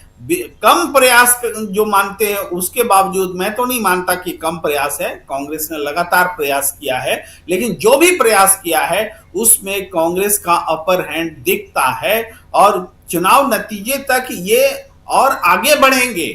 ये विमर्श, देखिए चुनाव होता है तो बातें ऊपर नीचे होती हैं, कभी लगेगा कि नहीं कांग्रेस पीछे है, आम आदमी पार्टी आगे है, कभी लगेगा नहीं बीजेपी जीत रही है। इस तरह के उतार चढ़ाव आते हैं, लेकिन इस चुनाव की खासियत है कांग्रेस का इस चुनाव में ट्रायंगुलर कॉन्टेस्ट बनाना। और जब कांग्रेस ट्रायंगुलर कॉन्टेस्ट बना रही है तो ये निश्चित मानिए कि कांग्रेस ने बीजेपी को सत्ता में जाने से रोक दिया है। अगर कांग्रेस ये ट्रायंगुलर कॉन्टेस्ट नहीं बना रही होती तो आम आदमी पार्टी को आसानी से बीजेपी चुनाव में हरा देती, क्योंकि जो आम आदमी पार्टी के खिलाफ जो जनता का गुस्सा है वो गुस्सा विकल्प के तौर पर बीजेपी को नहीं देख रहा है, वो विकल्प के तौर पर कांग्रेस को देख रहा है। तो जो लोग ये सोचते हैं कि आम आदमी पार्टी का वोट काट रही है कांग्रेस, नहीं, कांग्रेस आम आदमी पार्टी का वोट नहीं काट रही है। आम आदमी का के वो असंतुष्ट वोटरों को बीजेपी में जाने से रोक रही है। वो बीजेपी को निश्चित जीत की तरफ बढ़ने से रोक चुकी है कांग्रेस, जो कि अगर कांग्रेस नहीं होती तो निश्चित जीत की तरफ आम आदमी पार्टी बढ़ रही होती।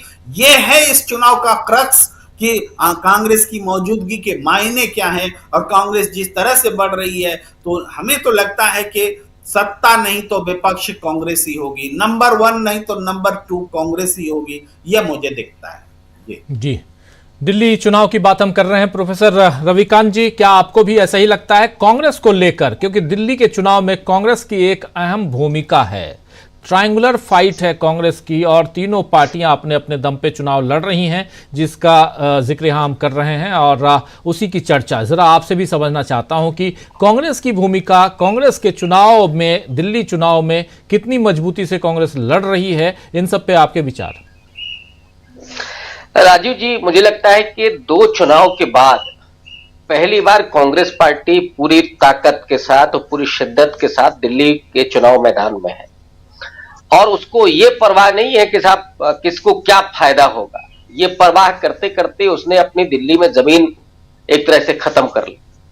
और इस समय हालात ये हैं कि आम आदमी पार्टी में खास करके अरविंद केजरीवाल ने जो लोगों से वायदे किए थे उसमें भी कहीं ना कहीं वो चूके हैं, और लोगों में जो नाराजगी है वो नाराजगी वही वोटर जो कांग्रेस पार्टी का कभी था वो आम आदमी पार्टी से निकल करके आज कांग्रेस के पास वापस जा रहा है। जहां तक बीजेपी की बात है, भारतीय जनता पार्टी के पास एक अपना एक मुश्त वोट है, लेकिन उस वोट को बीजेपी क्या बचा पा रही है इस चुनाव में। अब जो कैंपेन चल रही है और जिस तरह की भाषा वहां इस्तेमाल हुई, खासकर कि शुरुआती दौर में, कि जो स्त्री विरोधी प्रियंका गांधी को अटैक करते हुए उसने बीजेपी को बेहद नुकसान पहुंचाया, जबकि शुरू में यह लग रहा था कि बीजेपी को वहां फायदा होते हुए दिख रहा है बनिस्बत आम आदमी पार्टी के।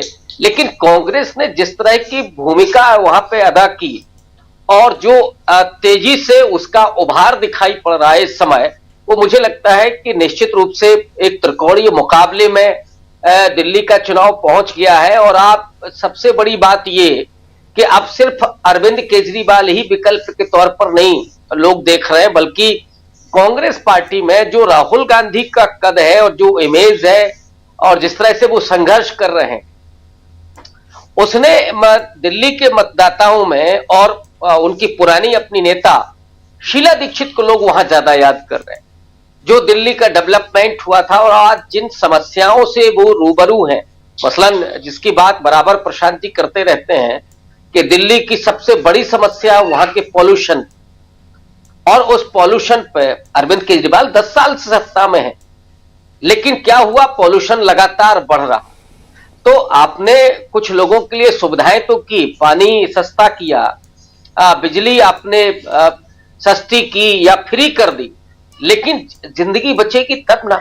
इसके लिए क्या हुआ, कोई हॉस्पिटल खुला क्या, कोई और उस तरह का रिसर्च हुआ क्या, या पॉल्यूशन पर आपने कोई कंट्रोल किया क्या, वो नहीं हुआ। दिल्ली देश की राजधानी है और उसके लिए एक बड़ी मशीनरी की जरूरत है कि कम से कम दिल्ली में तो इज्जत बची रहे इस देश की। बाकी तो मोदी जी ने बहुत डुबोई ही है, लेकिन दिल्ली की तो कम से कम बच जाए।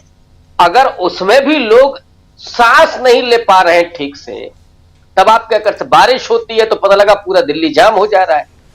ऐसी स्थितियों में जो आम दिल्ली का वासी है वो एक ऐसी सरकार चाहता है, एक ऐसा विकल्प चाहता है जिसकी नजर, जिसका ध्यान दिल्ली पर हो। और इसीलिए वो अब देख रहा है शीला दीक्षित की तरफ कि कोई ऐसी लीडरशिप, और निश्चित रूप से कांग्रेस पार्टी ने जो काम किया था दिल्ली में वो उसका एक असर है। और कांग्रेस पार्टी के बारे में हम लोग बराबर कहते हैं कि थोड़ा स्लो जरूर है, जैसे उनकी कैंपेन भी थोड़ा स्लो रहती है, थोड़ा बहुत समझ के साथ वो आगे बढ़ते हैं, कभी उस तरह की भाषा का इस्तेमाल नहीं होता है, कार्यप्रणाली भी थोड़ी स्लो है। लेकिन जब स्लो आप चलते हैं, सावधानी से चलते हैं, तो एक्सीडेंट नहीं होते। सबसे बड़ी बात यह है। अब यहां क्या है, यहां सीधा ही मुठभेड़ है, वो कब कौन कहां चला जाए कुछ भरोसा नहीं है। तो दिल्ली के लोगों को यह जरूर लग सकता है कि कांग्रेस पार्टी थोड़ा स्लो है, लेकिन असल में वो सावधान है। और इस सावधानी का क्या दिल्ली के लोग इनाम देंगे, उसे अपना सरकार के तौर पर चुनेंगे। क्योंकि मैं लखनऊ में बैठा हूं तो बहुत जमीनी जानकारी मुझे नहीं है, मैं सिर्फ परिस्थितियों के आधार पर ये बातें कह रहा हूं। दिल्ली में जो लोग हैं वो ज्यादा पुख्ता तौर पर बताएंगे, लेकिन मुझे जो लगता है यहां बैठ करके कि जो एक नैरेटिव है और दिल्ली के लोगों की जो समझदारी है, वो निश्चित रूप से शीला दीक्षित की सरकार की तरफ और कांग्रेस की तरफ एक निगाह उनकी है। अब वो वोट करेंगे या नहीं करेंगे ये मैं कम से कम नहीं कह सकता, क्योंकि मैं लखनऊ में बैठा हूं। जी, दिल्ली में बैठे हुए हैं हमारे साथी प्रशांत टंडन जी, उनसे पूछ लेते हैं। प्रशांत जी, क्या लगता है आपको, कितना मजबूती के साथ यहाँ कांग्रेस पार्टी लड़ती हुई दिखाई देती है? देखिए, चुनाव में दो तरीके के प्रचार अभी दिखाई दे रहे हैं। एक तो प्रचार जो मीडिया के कॉन्क्लेव चल रहे हैं वहां दिखाई देता है, और अभी बड़े स्तर पर रैलियां शुरू नहीं हुई है। वो मेरे ख्याल से 26 जनवरी के बाद से शुरू होंगी। Narendra Modi beating the retreat के बाद दिल्ली में प्रचार करना शुरू करेंगे, और 29 तारीख के बाद यानी 30 से। और राहुल गांधी या कांग्रेस पार्टी का भी जो बड़ा प्रचार है वो 26 जनवरी के बाद से शुरू होगा। तब दिखाई देगा कि हाँ, दिल्ली किस तरफ दिल्ली का रुख जा रहा है। लेकिन जो अभी तो दिखाई दे रहा है राजनीति, वो ये कि दिल्ली के लोग, मैं तो रोज सुबह जाता हूँ, लोगों से बात करता हूँ, या कहीं भी जाता हूँ तो लोगों से बात करता हूँ, दिल्ली के लोग दिल्ली के मुद्दों पर बात कर रहे हैं। दिल्ली के लोग इस पर बात नहीं कर रहे हैं जो योगी आदित्यनाथ जो एजेंडा लेके यहाँ पे आ रहे हैं, वो किस पर्पस से आ रहे हैं, क्या उनको भेजा गया है, क्या उनके का बीजेपी का ऑब्जेक्टिव बीजेपी जाने। लेकिन दिल्ली के लोग वो बातें नहीं कर रहे जो बातें योगी आदित्यनाथ जिस एजेंडा के साथ यहाँ आए हैं। एक वर्ग है जो व्हाट्सएप वाला है, वो पार्कों में और सब जगह आपको मिलेगा, वो ये सब बातें करता है। लेकिन मतदाता जो बड़े, जहाँ पे जो बड़ा मतदाता ग्रुप है, वहां पे ये सब बातें नहीं है। वहां पे बातें रोजगार की हैं, महंगाई की है, वहां बातें बिजली की भी हैं। अब बिजली का बहुत बड़ा प्रचार है कि बिजली की 200 यूनिट फ्री है और बहुत राहत है, मिडिल क्लास को तो बहुत राहत है बिजली के उससे। लेकिन जो दिल्ली की अनऑथराइज्ड कॉलोनीज हैं, वहां पे ज्यादा बड़ी संख्या किराएदारों की है। अब किराएदारों से तो वो रियायती दरों में बिजली का बिल नहीं लेता, वो जो मकान मालिक है जी, वो तो बड़ी कीमत पे लेता है। मैं जहाँ रहता हूँ राजीव जी, वहाँ 24 घंटे पानी आता है, क्योंकि यहाँ ओवरहेड टैंक्स है, लेकिन स्टोरेज की कैपेसिटी है। लेकिन मेरे ही घर के आधे 500 मीटर दूर पे वाटर टैंकर आता है, 1 किलोमीटर लंबी लाइन लगती है, लोग बाल्टियां लेके और अपने अपने बर्तन लेके खड़े होते हैं। ये 21st सेंचुरी की दिल्ली है। ये दो दिल्लियां हैं। अगर आप किसी अनऑथराइज्ड कॉलोनी में, झुग्गी बस्ती की गलियों के अंदर आप जाएं, हमारे सहयोगी जा रहे हैं आजकल, दिखा रहे हैं वो, तो आप देखिए वहां की स्थितियां क्या है। वहां पे ना आपको मदर डेयरी के बूथ मिलेंगे, ना आपको ATM मिलेगा, ना वहाँ पे मूलभूत सुविधाएं मिलेंगी। उलझे हुए तार गलियों के बीच में, जो कि किसी भी वक्त जो है किसी को भी मौत की घाट उतार सकते हैं। भरी हुई नालियां, गंदगियां, ये सब कुछ आपको दिल्ली में मिलेगा देखने को। कहीं से लगता नहीं है कि आप एक वर्ल्ड क्लास कैपिटल के वासी हैं। हम अपने घर में, अपने अपार्टमेंट में या अपने एरिया में रहें और बड़ा खुश होते रहें, उससे फर्क नहीं पड़ता। तो दिल्ली में लेकिन एक बहुत निश्चित तौर पे इस बार ट्रायंगुलर फाइट है, और ये नंबर ऑफ सीट मैं कोई प्रेडिक्शन नहीं करना चाहता, अभी ऐसा कोई मेरे पास इनपुट भी नहीं है। लेकिन एक बात जो बहुत साफ दिखाई दे रही है कि एक राहुल गांधी फैक्टर है, और पिछले 5 सालों के अगर आप देखें, जब दिल्ली में 2020 में चुनाव हुए थे, तब से और अब की कांग्रेस में अंतर है। तब से और अब के राहुल गांधी में भी अंतर है। तो जो सोशल जस्टिस का इश्यूज है, जो संविधान के इश्यूज हैं, वो भी दिल्ली में है। दिल्ली में मैं तो ऐसे कार्यक्रमों में जाता हूँ, खासकर जब ऐसे मौके आते, जैसे मान लीजिए कि डॉक्टर अंबेडकर के जन्मदिन के वक्त दिल्ली की तमाम बस्तियों में कार्यक्रम होते हैं। मैं कई ऐसे कार्यक्रमों में जाता हूँ। दिल्ली की किसी बस्ती में आप जाएंगे, आपको 2 या 3 कम से कम डॉक्टर अंबेडकर के मूर्तियां आपको दिखाई देंगी, जो कि नागरिकों ने बनाई है, सरकार की नहीं है, वो नागरिकों की बनाई हुई डॉक्टर अंबेडकर की मूर्तियां हैं। तो मेरे घर के पास ही हैं 2। तो ये जो स्थिति है दिल्ली की, अब उसमें अमित शाह का बयान आता है, वो इश्यूज हैं यहाँ पे। तो संसद के अंदर से तो ये इश्यूज दिल्ली में हैं। इसलिए जो मुझे लग रहा है कि दिल्ली में कांग्रेस का वोट शेयर निश्चित तौर पर बढ़ेगा, और कांग्रेस का वोट शेयर बढ़ेगा तो जो इक्वेशंस दिल्ली के पिछले 3 इलेक्शंस में रहे हैं, खासकर पिछले 2 इलेक्शन में, वो इक्वेशन अपसेट होंगे। एक नए तरीके की विधानसभा हमको दिखाई देगी। अगर मेरा मोटा मोटा अंदाज है कि कांग्रेस को, अगर मान लीजिए कि पिछले चुनाव से, बहुत ही कंजर्वेटिव मैं मान रहा हूं, अगर पिछले चुनाव से और इस चुनाव 2020 के चुनाव में और अभी 2025 के चुनाव में कांग्रेस का 5% वोट शेयर भी बढ़ता है, अगर 5% वोट शेयर भी अगर, तो दिल्ली में हंग असेंबली हो जाएगी। तो ये चुनाव इसलिए बड़ा रोचक है, ये हमको 1 या 2 फरवरी में यानी मतदान के 3 दिन पहले हमको दिखाई देगा कि ये बीजेपी क्या कर रही है। क्योंकि जो मैंने कहा कि बीजेपी के अंदर 2 स्कूल ऑफ थॉट हैं। एक स्कूल ऑफ थॉट सरकार बनाना चाहता है, एक स्कूल ऑफ थॉट ये चाहता है कि क्या यहाँ पे ऐसा ना हो कि हमारी सरकार भी बन जाए और कांग्रेस मजबूत हो जाए आगे जाके। क्योंकि बीजेपी, आप प्रैक्टिकली आप देखिए, सरकार के लिए क्या चाहिए होता है, पुलिस बीजेपी के पास है, एलजी बीजेपी के पास है, एलजी बीजेपी का वो है, बीजेपी की सरकार का चुना हुआ एलजी है। उसके बाद डीडीए बीजेपी के पास, जमीनों का मामला जितना है। तो एक बड़े पैमाने पर दिल्ली में बीजेपी की सरकार की प्रेजेंस है, केंद्र सरकार की। और जो योगी आदित्यनाथ घुसपैठिया की बात कर रहे हैं, वो भी उसी में आती है कि घुसपैठिया अगर कोई है तो दिल्ली पुलिस क्या कर रही है।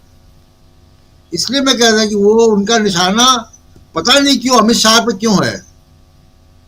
क्या बीजेपी के अंदर की पॉलिटिक्स है कि जो अमित शाह पे वो निशाना कर रहे हैं, चाहे वो घुसपैठियों को बॉर्डर पर रोकना हो या दिल्ली के अंदर अगर करना हो। क्योंकि अरविंद केजरीवाल के पास ऐसे मुख्यमंत्री कोई डिपार्टमेंट ऐसा नहीं है कि वो शिनाख्त कर सके और रोक सके। उनके पास ऐसी कोई डिपार्टमेंट नहीं है। उनके पास हेल्थ केयर है, एजुकेशन है, तमाम दूसरे और डिपार्टमेंट हैं। ये डिपार्टमेंट नहीं है। और अरविंद, आम आदमी पार्टी की भी प्रेजेंस है दिल्ली में। उनका सोशल मीडिया स्ट्रांग है, उनकी बस्तियों में उनकी प्रेजेंस है, और वो प्रेजेंस गायब नहीं हो जाएगी। केवल मैं बात कह रहा हूँ कि अगर कांग्रेस, राहुल गांधी फैक्टर चलता है और कांग्रेस का वोट शेयर बढ़ता है दिल्ली में, तो सारे इक्वेशन अपसेट कर देगी कांग्रेस। जी राजीव। बिल्कुल बिल्कुल सही आप कह रहे हैं, लेकिन दूर बैठे हैं हमारे साथी डॉक्टर प्रकाश हिंदुस्तानी जी, आप कैसे देखते हैं दिल्ली के चुनाव को?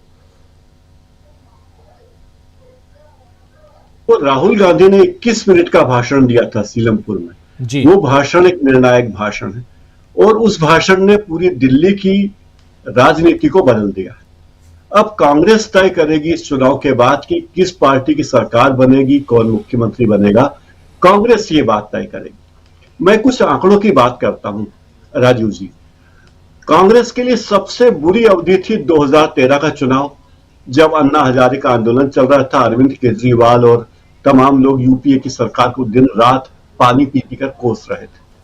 उसके बाद जब 2013 के चुनाव की बात करें, तब भी कांग्रेस को 24.55% कह सकते हैं 25% वोट मिले थे।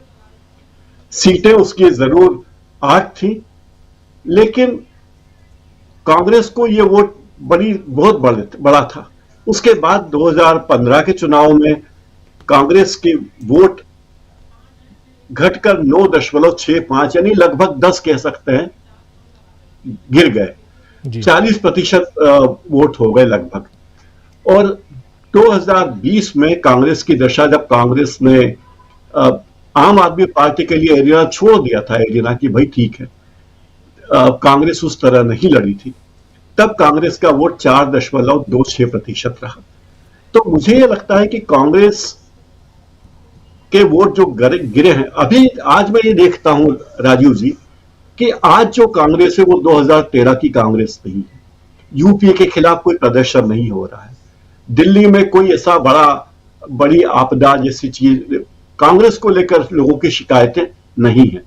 राहुल गांधी की भारत जोड़ो यात्रा हो चुकी है, भारत जोड़ो न्याय यात्रा हो चुकी है। अब कांग्रेस को केवल पाना और पाना ही है। कांग्रेस के वोट केवल बढ़ना है और बढ़ना ही है, इसमें कोई दो मत नहीं। मुझे लगता है कि अगर कांग्रेस आज की तारीख में 25% वोट पा लेती है तो कांग्रेस की स्थिति बहुत निर्णायक होगी। और यह बात तय है कि आम आदमी पार्टी ने इंडिया अलायंस की पीठ में छुरा घोंप घोंप कर जो स्थिति बनाई थी, इसमें वो बुरी तरह से एक्सपोज हो चुकी है। आम आदमी पार्टी के वोट देखिए, जब कांग्रेस को 25% वोट थे, आम आदमी पार्टी को 29.49% थे, यानी कांग्रेस से 5% ही वोट कम थे, लेकिन आम आदमी पार्टी की सीटें थी 28। अगर आज कांग्रेस 30% वोट ले आती है दिल्ली में, तो मुझे लगता है कि चमत्कार हो जाएगा। और मैं इसके लिए बहुत आशान्वित हूं, दिल्ली से दूर हूं, लेकिन मुझे लगता है कि बहुत जबरदस्त काम यह होगा, क्योंकि 2013 जैसी स्थितियां अभी नहीं। तीसरी बात हम करें कि बीजेपी, तो बीजेपी कितना भी नफरती माहौल बना दे, कितनी भी बातें कर ले, बीजेपी का वोट प्रतिशत 33, 32 और 38% ही रहा है। 2013 में बीजेपी की तमाम चीजें थी तो 33.07% था।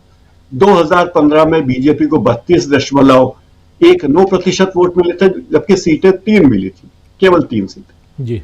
और 2020 में बीजेपी को 8 सीटें मिली 38.51% वोट पे। यानी बीजेपी का 30 से 38 के बीच में मतदाता स्थिर है, उतने लोग बीजेपी को वोट देते ही हैं। वो मोदी जी से प्रभावित हैं, वो योगी जी से प्रभावित है, वो तो वोट देंगे ही उनको। मुझे ये समझ में आता है कि अगर कांग्रेस 2013 से अच्छा प्रदर्शन कर ले, जिसकी मुझे पूरी संभावना दिखती है, जिस तरह राहुल गांधी ने आक्रामकता दिखाई है, जिस तरह राहुल गांधी का नजरिया है, और कांग्रेस की दिशा अब मुझे लगता है कि 10 साल में साफ है दिल्ली को लेके कि हमें क्या करना है। तो मुझे लगता है कि इस चुनाव में किस पार्टी की सरकार होगी और कौन मुख्यमंत्री, किस पार्टी का मुख्यमंत्री होगा, यह तय करेंगे राहुल गांधी और कांग्रेस। मुझे यह नजर आता है राजीव जी। बिल्कुल बिल्कुल राहुल गांधी की अहम भूमिका होने जा रही है इस चुनाव में। राहुल गांधी अभी बीमार हैं जैसे हो, लेकिन उनका आगाज हो चुका है सीलमपुर की एक रैली से, और भाषण का जिक्र हम लोग कई बार कर चुके हैं। लेकिन उसके बाद, और खासकर जैसे प्रशांत टंडन जी कह रहे थे कि 26 तारीख के बाद ये चुनाव और आगे बढ़ेगा, और 10 दिन, आखिरी 10 दिन बहुत महत्वपूर्ण होगा। बहुत ज़्यादा बड़ा दिल्ली का क्षेत्र नहीं है, 70 सीटें हैं, छोटी सी दिल्ली है, राजधानी है, लेकिन बहुत इंपॉर्टेंट, बहुत महत्वपूर्ण, चाहे वो नरेंद्र मोदी के हिसाब से, बीजेपी के हिसाब से देखा जाए, या आम आदमी पार्टी या कांग्रेस के हिसाब से देखा जाए। ऐसे ये भी बिल्कुल सही कह रहे हैं प्रशांत जी, खासकर कि दिल्ली पर आधा से ज़्यादा राज तो बीजेपी का है ही अभी, क्योंकि एलजी दिल्ली बीजेपी की, और बीजेपी के एलजी हैं, और उसके अलावा दिल्ली पुलिस सबसे बड़ी बात, और पुलिस जिसके पास सत्ता उसी की कहा जाता है। और इस वक्त चुनाव भी होना है दिल्ली में, तो बहुत कुछ। एक क्लोजिंग कमेंट अमलेंदु उपाध्याय जी, क्या आपको लगता है, आपको भी लगता है कि यहाँ बहुत इंपॉर्टेंट रोल राहुल गांधी का दिल्ली चुनाव में रहने जा रहा है? हाँ बिल्कुल राजीव जी, और चूंकि ये चुनाव जब तक राहुल गांधी की सीलमपुर में रैली नहीं हुई थी, तब तक समझा नहीं जा रहा था कि कांग्रेस भी यहाँ मजबूती के साथ है मैदान में। और राहुल गांधी की जब रैली, आपको याद होगा राजीव जी, हम लोग उस दिन भी चर्चा कर रहे थे जिस समय राहुल गांधी की सीलमपुर में रैली होनी थी, और उससे पहले हम लोग यही चर्चा कर रहे थे कि राहुल गांधी आज अरविंद केजरीवाल को लेकर क्या कहते हैं, इससे मालूम पड़ेगा कि कांग्रेस कितनी गंभीरता से दिल्ली में चुनाव लड़ने जा रही है। और फिर जब हम लोगों ने सुना राहुल गांधी को, तो हम सबका जो था लगभग यही मत था कि इसका मतलब कि कांग्रेस ने अब यहाँ एंट्री कर दी है, कि गंभीरता के साथ कांग्रेस अब यहाँ चुनाव मैदान में उतर रही है, और कोई किसी तरीके की वॉक ओवर देने की स्थिति जो है वो नहीं है, और कांग्रेस मजबूती के साथ यहाँ चुनाव लड़ेगी। तो इसलिए राहुल गांधी की भूमिका महत्वपूर्ण हो जाती है। अब जैसे कहा जा रहा है, संदीप दीक्षित का भी 2 दिन पहले बयान था कि राहुल गांधी की तबीयत खराब है, और 26 जनवरी के बाद जो है वो नई दिल्ली में चुनाव प्रचार करेंगे। तो यानी संदीप दीक्षित को अंदाज है कि जो गले का इन्फेक्शन है उनका, राहुल गांधी का वो सेवर है, और तो 26 जनवरी के बाद होगा। तो 26 जनवरी के बाद मुझे लगता है राहुल गांधी जब चुनाव मैदान में उतरेंगे, और फिर अभी तक जैसे उनकी रैलियां लगी कि वो स्थगित हो रही है उनके खराब स्वास्थ्य की वजह से, लेकिन ये बताया जा रहा है कि रैलियां राहुल गांधी की लग रही है, यानी दिल्ली को वॉक ओवर जो है वो नहीं दिया जा रहा है, और कांग्रेस मजबूती के साथ चुनाव मैदान में यहाँ है। तो एक संदेश तो राजीव जी मुझे लगता है ये साफ तौर पर यहाँ से दिया जा रहा है, और इसलिए राहुल गांधी की आने वाले दिनों में भूमिका महत्वपूर्ण हो जाती है। और दिल्ली का चुनाव जब राहुल गांधी मैदान में उतरेंगे दोबारा से, तब और खुलकर सामने आ जाएगा। जी बिल्कुल बिल्कुल, राहुल गांधी का इंतजार है इस चुनाव में, और जल्दी से वो स्वस्थ हों, स्वास्थ्य उनका ठीक हो, और उसके बाद चुनावी मैदान में आए। लेकिन साथ साथ यहाँ बीजेपी ने अपने स्टार प्रचारक को उतार दिया है, इंपोर्ट कर लिया है उनको वहाँ से, उत्तर प्रदेश से, और अब बुलडोजर तो पहले से इंपोर्टेड है यहाँ पे, प्रशांत जी बता ही रहे थे। तो अब बुलडोजर के साथ पहुँच चुके हैं योगी आदित्यनाथ, नरेंद्र मोदी भी कूदेंगे, और कुछ ऐसे ही बातों, बयानों, भाषणों के साथ, और उनका साथ देते हुए बाकी उनके नेता। बहुत कुछ होना है अभी दिल्ली में, निगाहें हमारी टिकी रहेंगी दिल्ली के चुनाव पर भी, क्योंकि ट्रायंगुलर फाइट, कौन बाजी मारेगा ये देखा जाएगा। लेकिन साथ साथ निगाहें बिहार पर भी, और नज़रें उधर महाराष्ट्र और दूसरे राज्यों पर भी टिकी हुई हैं। जितनी खबरें हैं सबको मिलाकर आप तक हम पहुंचाते रहते हैं, पहुंचाते रहेंगे। बहुत बहुत शुक्रिया अदा कर रहा हूं आप सबका, अमलेंदु उपाध्याय जी, प्रशांत जी, प्रोफेसर रविकांत जी, प्रेम कुमार जी, और डॉक्टर प्रकाश हिंदुस्तानी जी, आप सबका बहुत शुक्रिया, बहुत धन्यवाद इस चर्चा में जुड़े रहने के लिए, बने रहने के लिए।